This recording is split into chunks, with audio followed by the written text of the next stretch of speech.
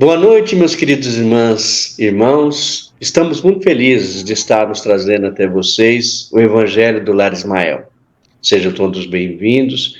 Que o Mestre Jesus possa envolver a cada um de vocês em seus lares em muita luz, paz e alegria. Não esqueçam de colocar um copinho de água para ser fluidificada pelos amigos espirituais e tomar no final do Evangelho. Pode também deixar uma garrafinha com água para ir tomando diariamente um pouquinho. Hoje, para a explanação do Evangelho, estamos com nossa equipe formada pela Silvia. Boa noite, Silvia. Boa noite, Paulinho. Boa noite, meus amigos. E que Deus abençoe o lar de cada um de vocês. Boa noite, Nandir. Boa noite, Paulinho. Boa noite a todos. Boa noite a todos que estão conosco neste Evangelho. Jesus abençoe a todos. Boa noite, Barbosa. Boa noite, Paulinho. Boa noite a todos os que estão em casa e os que estão aqui conosco. Que o nosso Mestre nos abençoe. Boa noite, Onara. Boa noite, Paulinho. Boa noite a todos. Que Jesus abençoe nossos lares. Boa noite, Fernanda. Boa noite, Paulinho. Boa noite, gente. Boa noite, Socorro. Boa noite, Paulinho. Boa noite, pessoal. Muita luz e muita paz para todos vocês. Dando início ao Evangelho de hoje, vamos convidar nosso irmão Nandir, que fará a leitura de harmonização. Perante a reencarnação, não perderás tempo reclamando contra a vida. Na hipótese de que te empenhes realmente pela aquisição do conhecimento espírita, reflete na lei da reencarnação. És um espírito eterno envergando temporariamente forma física, à maneira de um servidor vestido o uniforme de trabalho, francamente deteriorado e passageiro. Observa os próprios hábitos e tendências e perceberás o que foste nas existências passadas. Analisa os que te rodeiam no círculo doméstico social e identificarás com quem te comprometestes para sanar os próprios débitos ou traçar a própria senda de elevação. Estuda o quadro que te molduras atividades e anotarás de que ponto deves partir em demanda à melhoria. Sobretudo, é preciso ponderar que se ninguém nasce para o mal, muito menos renascerá para reconstruí-lo ou reafirmar. O aluno repete o currículo de lições no objetivo de ganhar a frente, não para acomodar-se à retaguarda. Convence-te de que retornamos à Terra com o fim de ampliar os valores do bem cada vez mais. Indispensável corrigir-nos naquilo que erramos, replantar dignamente a leira do destino que relegamos outrora ao relaxamento, levantar aqueles que impelimos à queda, amar os que aborrecemos, acender alegria nos corações que encharcamos de lágrimas. Estás hoje no lugar e na posição em que podes claramente doar à vida, na pessoa dos outros, tudo aquilo que és capaz de sentir, pensar, falar ou fazer de melhor. Emmanuel, psicografia de Chico Xavier. Querido Mestre Jesus, agradecemos profundamente, Mestre, esta oportunidade que o Senhor está nos dando de estarmos aqui com esta equipe e a equipe espiritual para iniciarmos o nosso Evangelho. Que as tuas bênçãos cheguem a todos nós, que envolva cada lar desses nossos companheiros que estão conosco, ouvindo-nos neste momento. Que as tuas bênçãos recaiam agora e sempre. Obrigado, Nandir, pela prece e pela explanação. Já harmonizado, sentindo a presença de Jesus em nossos lares através desses queridos amigos espirituais, passamos a palavra ao nosso irmão Barbosa, que fará junto com a equipe desta noite a explanação do Evangelho, capítulo 4. Ninguém poderá ver o reino de Deus se não nascer de novo. Item 25, necessidade da encarnação. Eu já começo perguntando à nossa irmã Ionara o que ela pode nos explicar sobre esse nome, encarnação. Encarnação, segundo o dicionário, é ato ou efeito de encarnar-se, fazer-se carne, fazer-se homem, tornar-se humano. O verbo encarnou-se no homem. Segundo a doutrina espírita, a encarnação acontece quando o espírito recebe um corpo de carne, ou seja, nasce no mundo material pela primeira vez. Reencarnação, quando o espírito volta ao plano material pela segunda, terceira ou milésima vez, buscando aprimorar-se e evoluir cada vez mais. Obrigado, Ionara, por esta explicação.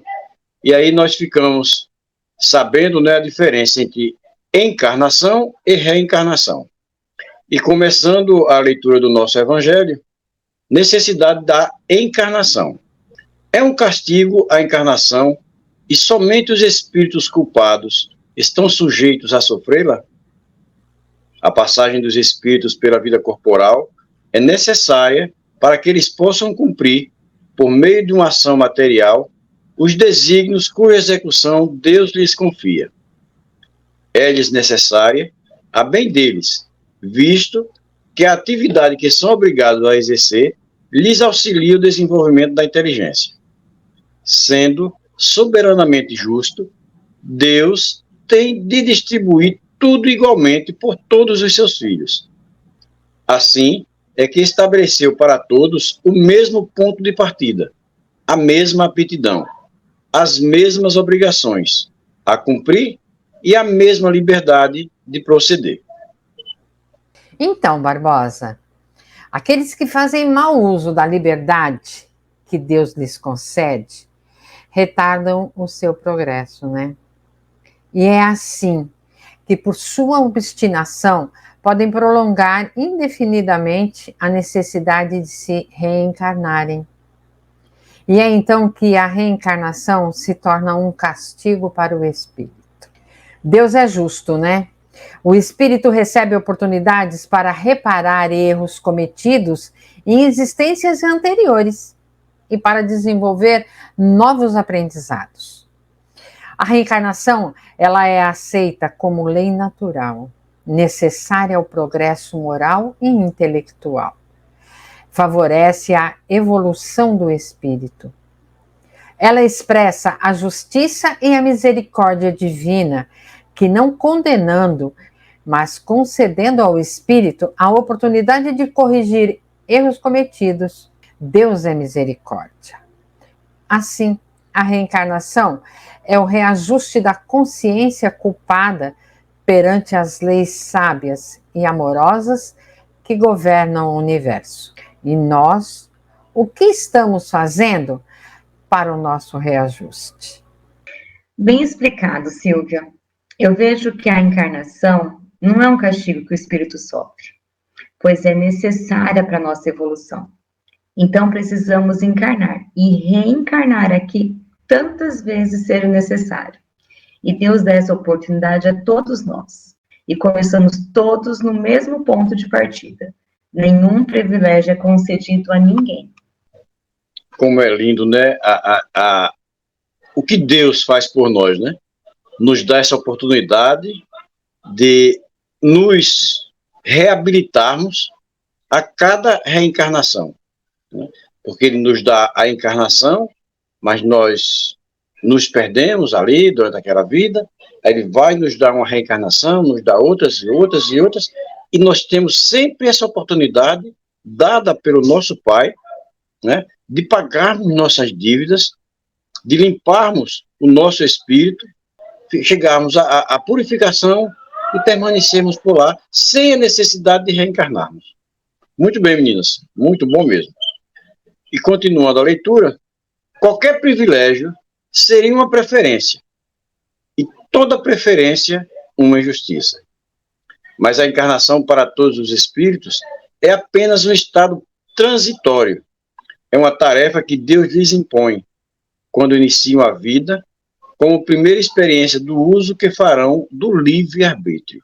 Os que desempenham com zelo essa tarefa transpõem rapidamente e menos penosamente os primeiros graus da iniciação, e mais cedo gozam do fruto de seus labores. Os que, ao contrário, usam mal da liberdade que Deus lhes concede, retardam a sua marcha, e tal, seja a obstinação que demonstre, podem prolongar indefinidamente a necessidade da reencarnação, e é quando se torna um castigo. São Luís, Paris, 1859. Muito bem, Barbosa. Veja só, Deus, na minha concepção e entendimento, não pune ninguém e nem privilegia e não diferencia nenhum dos seus filhos. A ação do ser pelo seu livre-arbítrio é o que vai fazer com que suas ações sejam bem usadas ou não. Aquele que comete erros a si e ao próximo, causará em sua consciência moral os malefícios que criou. A ação da lei de causa e efeito, que lhe fará passar pelo que tiver feito. Se fez o bem, colherá os resultados do bem, do benefício feito. Se fez o mal, vai receber o resultado de suas ações.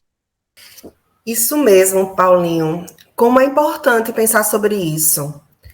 Veja que chegamos aqui pela primeira vez, ou seja, encarnados, simples e ignorantes. Todos nós. E Deus nos dá as mesmas ferramentas para que possamos desenvolver os nossos talentos através do nosso próprio esforço. As regras a seguir são as suas leis. Se assim fizermos, alcançaremos rapidamente a evolução para que fomos criados. Se não seguirmos essas leis, vamos demorar muito mais a evoluir. Isso significa ficar mais tempo nesse mundo, onde ainda é de provas e expiações, embora estejamos caminhando a passos rápidos, claro, para um mundo de regeneração. Muito bem.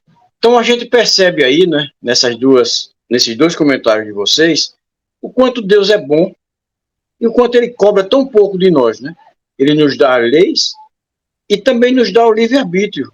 E esse livre-arbítrio que ele nos dá é que muitas vezes nós não sabemos usar da forma correta e nos perdemos. E isso vai fazendo com que aconteça o que a Socorro falou, em reencarnações atrás de reencarnações, reencarnações atrás de reencarnações. E a gente sempre usando o livre-arbítrio de forma errada. Quando nós começarmos a usar melhor o nosso livre-arbítrio, né, usar melhor essa bondade que Deus nos deu, talvez a gente pare de reencarnar e já consigamos ficar por lá mesmo. E continuamos a nossa leitura. Uma comparação vulgar fará se compreender melhor essa diferença.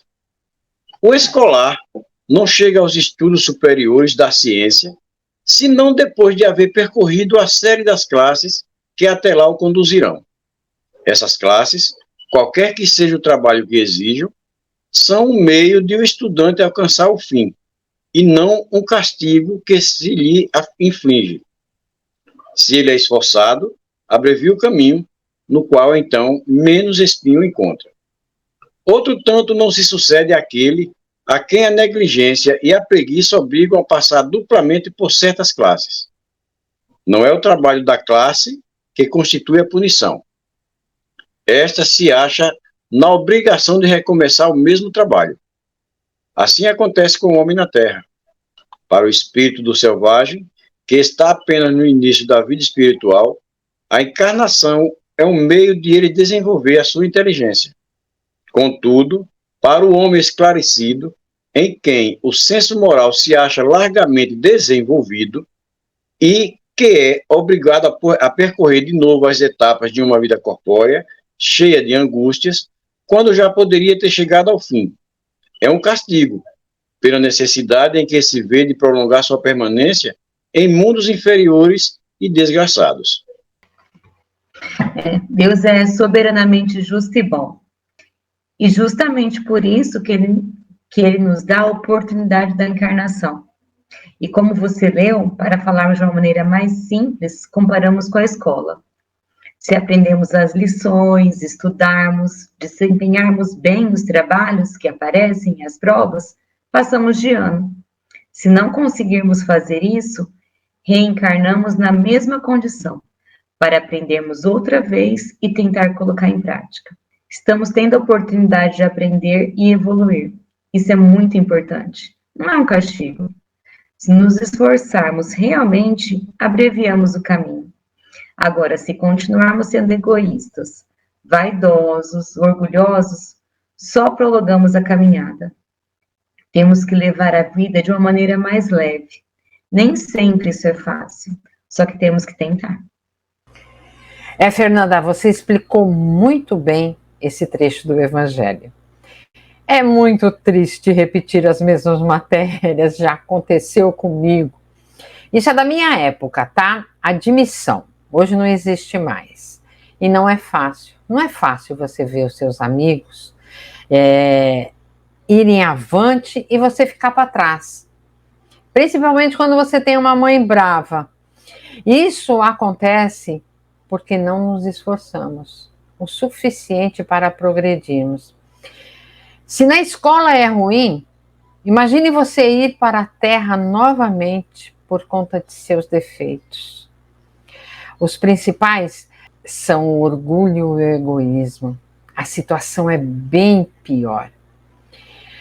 Porque você vem em condições mais desfavoráveis para passar pelas mesmas dificuldades e ter que vencer. Melhor é seguir as leis de Deus. Não é fácil, mas conseguimos. Esse exemplo aí foi perfeito, né? Acredito que todos nós, ou se não todos, mas a grande maioria, já foi reprovado na infância, na adolescência, né? Numa matéria, e viu os amiguinhos passar para uma turma seguinte e nós ficarmos naquela turma anterior. E o pior, às vezes era uma turma que a gente já ia se formar naquele ano. E nós fomos reprovados e vimos nossos irmãos lá na festa, nossos amiguinhos lá na festa, e nós ali, sabendo que íamos repetir aquele ano. É a mesma coisa da reencarnação. É nós ficarmos aqui, voltarmos para cá e vermos outros irmãos sendo evoluídos, passando para um outro local. E, continuando, aquele que, ao contrário, trabalha ativamente pelo seu progresso moral, além de abreviar o tempo de encarnação material, podem também transpor de uma só vez os degraus intermédios que os separam dos mundos superiores. Não poderiam os espíritos encarnar uma única vez em determinado globo e preencher em esferas diferentes suas diferentes existências?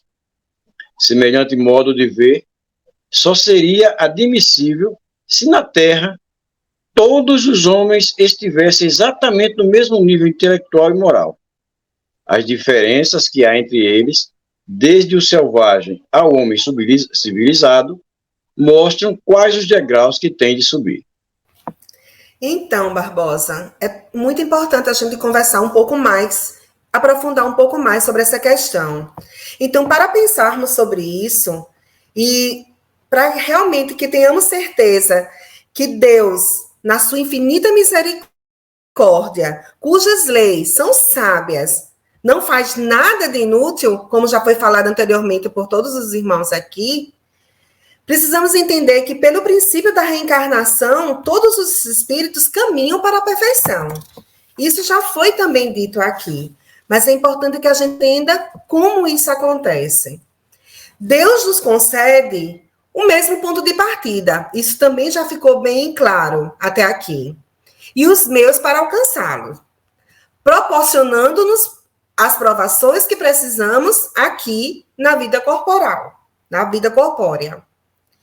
Porém, é preciso entender que quando o espírito trabalha pela sua purificação e amadurecimento moral, ele se liberta mais rapidamente da necessidade de reencarnar, de ficar voltando. Continuar reencarnando ou não vai depender somente dele, vai depender somente da gente. A experiência na vida corpórea é necessária, pois somente aqui conseguimos realizar determinadas tarefas que possam nos ajudar a desenvolver ainda mais a nossa inteligência. Destacamos aqui algumas questões que são extremamente importantes sobre esse assunto que estamos refletindo aqui, que está no Livro dos Espíritos.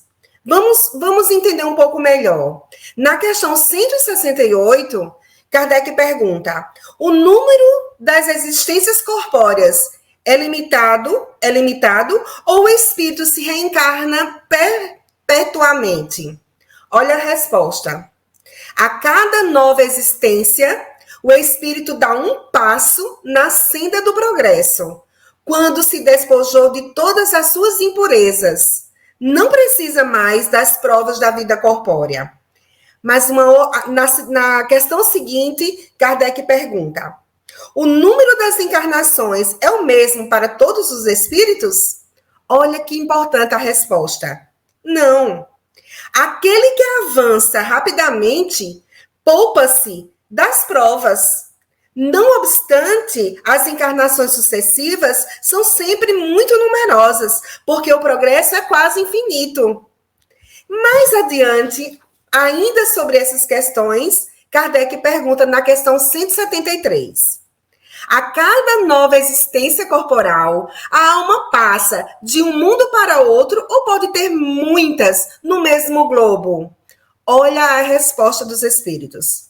Pode viver muitas vezes no mesmo globo, se não se adiantou bastante para passar ao mundo superior.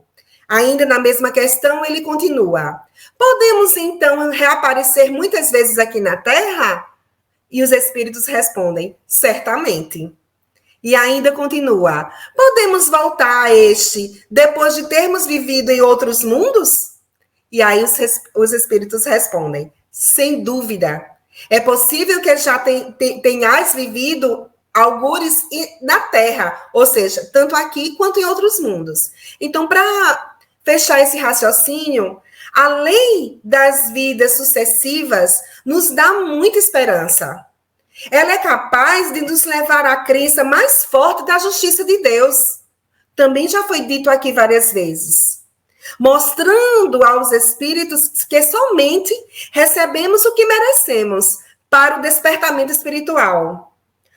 Os mundos são casas de Deus e muitos deles carregam a tarefa de serem escolas para outras humanidades, educando e instruindo as criaturas, como diz o Evangelho. O estudante esforçado encurta a caminhada e o negligente e o preguiçoso se obriga a repetir algumas séries até atingir o objetivo. Mas vamos atingir o objetivo porque Deus é misericordioso. Então, Socorro, vemos aí a prova do amor de Deus por todos nós. Nos concede várias oportunidades de evoluirmos mais rapidamente, suportando as provas necessárias para isso. Precisamos desenvolver a paciência, a indulgência, sermos caridosos, respeitar o nosso próximo. Só assim chegaremos bem depressa ao termo para o qual fomos criados. E num só globo não alcançaremos essa evolução. Cada um nos dará um aprendizado. Muito bem, Socorro. Foi ótima a sua explicação. Paulinho também. E a gente conclui, né, que só depende de nós. Atingirmos esses objetivos, atingirmos a perfeição, só depende de nós. E continuando com a leitura do Evangelho, a encarnação, aliás, precisa ter um fim útil. Ora, qual seria o das encarnações efêmeras das crianças que morrem em tenra idade? Teriam sofrido sem proveito para si nem para outro. Deus, cujas leis todas são soberanamente sábias, não faz de inútil, nada faz de inútil. Pela reencarnação no mesmo globo, quis ele que os mesmos espíritos, pondo-se novamente em contato, tivessem ensejo de reparar seus danos recíprocos. Por meio das suas relações anteriores, quis, além disso, estabelecer sobre base espiritual os laços de família e apoiar, numa lei natural, os princípios da solidariedade, da fraternidade e da igualdade. A reencarnação, Barbosa e todos que nos ouvem, tem um fim útil, que é propiciar oportunidades aos espíritos através de diferentes existências, de expiar faltas anteriores e se melhorar progressivamente até que, limpo de todas as impurezas, não tenha mais a necessidade das provas da vida corporal. Imagina chegar nesse nível. É algo maravilhoso, não é? Agora, tem uma coisa: a de crianças que voltam ao plano espiritual precocemente não significa que tenha vivido inutilmente. Existe um motivo para tal. Vemos na pergunta 199 do Livro dos Espíritos a seguinte questão perguntada por Kardec: por que a vida frequentemente é interrompida na infância? Os espíritos vão responder dizendo: a duração da vida na criança pode ser, para o espírito que está nela encarnado, o complemento de uma existência interrompida antes do fim desejado. E a sua morte, a miúde, é uma prova ou expiação para os pais. Tudo tem um propósito na nossa vida. Pois é, Irandi. Como diz o texto do Evangelho, pela reencarnação no mesmo globo, quis ele que os mesmos espíritos, pondo-se novamente em contato, tivessem ensejo de reparar seus danos recíprocos. Fica claro aqui que se estabeleçam os laços de família, porque estaremos em várias encarnações juntos e vamos nos melhorando, conforme a resposta da questão 196 do Livro dos Espíritos. Kardec pergunta: os espíritos, não podendo se melhorar, senão suportando as tribulações da existência corporal, seguir-se-ia que a vida material seria uma espécie de cadinho ou depurador, por onde devem passar os seres do mundo espírita para atingirem a perfeição? E a resposta dos espíritos: sim, é bem isso. Eles se melhoram nessas provas, em evitando o mal e em praticando o bem. Porém, somente depois de várias encarnações ou depurações sucessivas, que alcançam, num tempo mais ou menos longo, segundo seus esforços, o objetivo para o qual tendem. É muito interessante, né?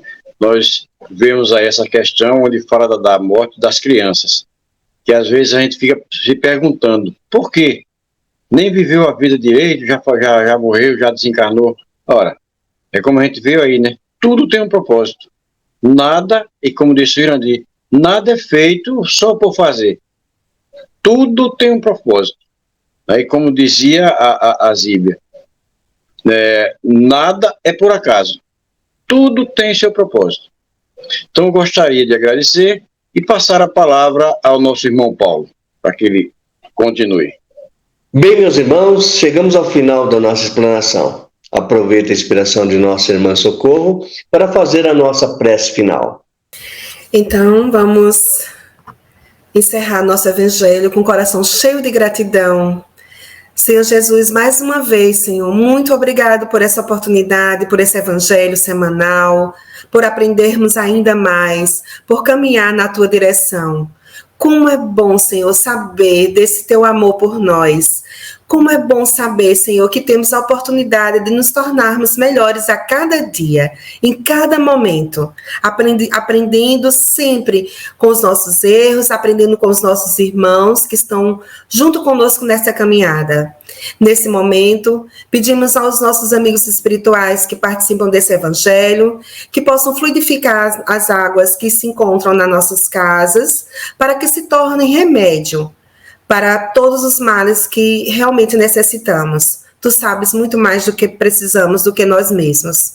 Nesse momento, te agradecemos por essa oportunidade. Fica conosco, Senhor, hoje e sempre, que assim seja. Agradecemos a todos os participantes do Evangelho e a todos vocês que estiveram nos acompanhando nesta noite em seus lares e convidamos a todos para estarem novamente conosco na próxima semana. Lembrando que esse programa ficará gravado no canal do Lar Ismael, no YouTube, Instagram, Spotify e Amazon Music. E você pode assisti-lo quando desejar e também enviar a seus parentes e amigos. Afinal, precisamos divulgar a mensagem de Jesus. Jesus os abençoe. Até a próxima segunda-feira, às 18 horas.